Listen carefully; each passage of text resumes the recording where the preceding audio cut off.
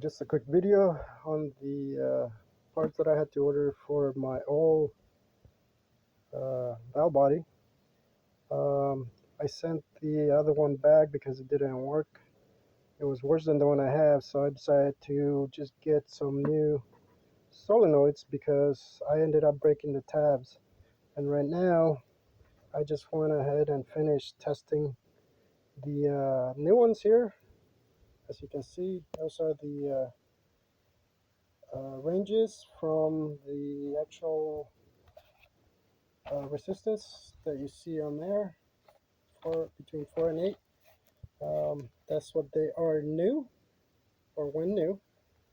I did went ahead and test them just like I did with the old ones, so they're working fine. I did have one that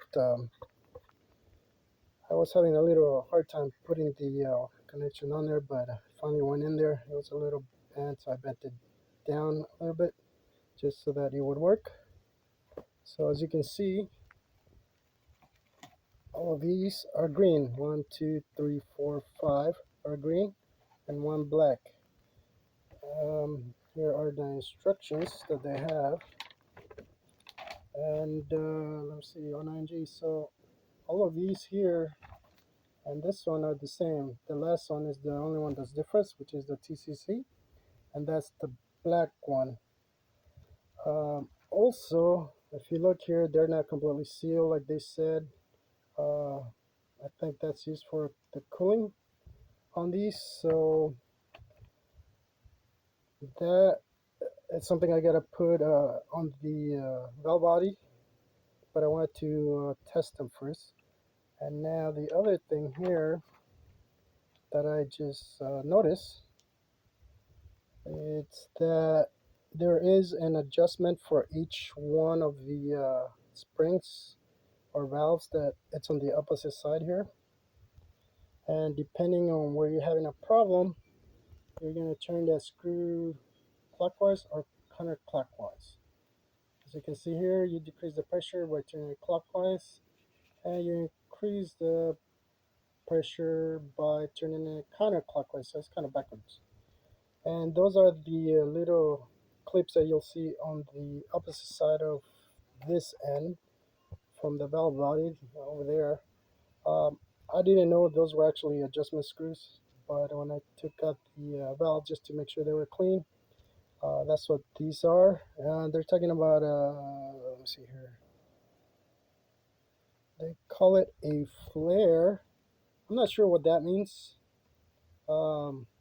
That's the only thing I'm not sure about on what they mean by that on here. Everything else is pretty okay. You know, if you want to increase or decrease it, I'm not sure whether you need to decrease it or increase it depending on what it's doing. But according to this, it says use the chart below to resolve drivability issues. Turn the adjustment screw on the valve body that shares the bore with the solenoid that corresponds with the symptoms listed on the chart. For example, turning the K3 adjustment screw counterclockwise would fix a 2 to 3 flare.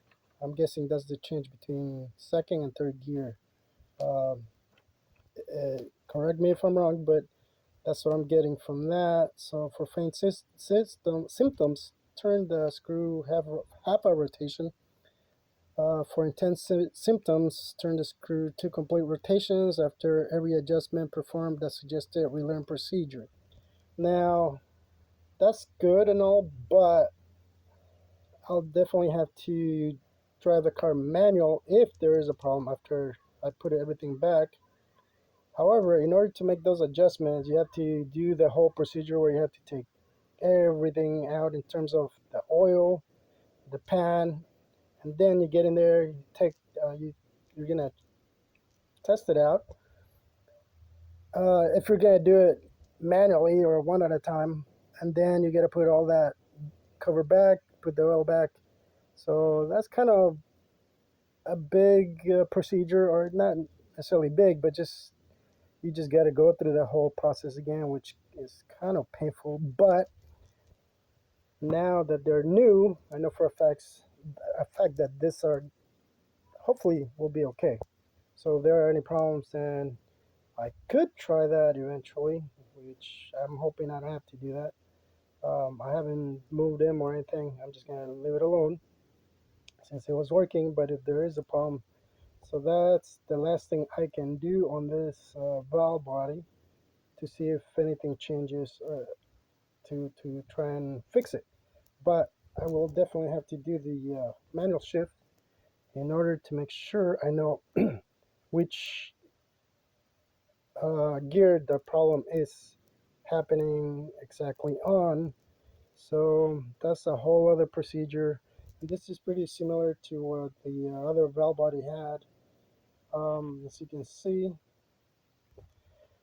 But anyways, it's been a process. So this is the next thing I'm gonna try on that transmission, and hopefully that will take care of that other issue I was having with the hard shifting on that one, uh, on two, between two gears, that one two gears, versus the other valve body that I got that started giving me more problems on at the start of the movement, and then up on the higher speed. So I know this is kind of long, but it's something that I've been going through the whole process trying to figure out what's going on with this particular transmission.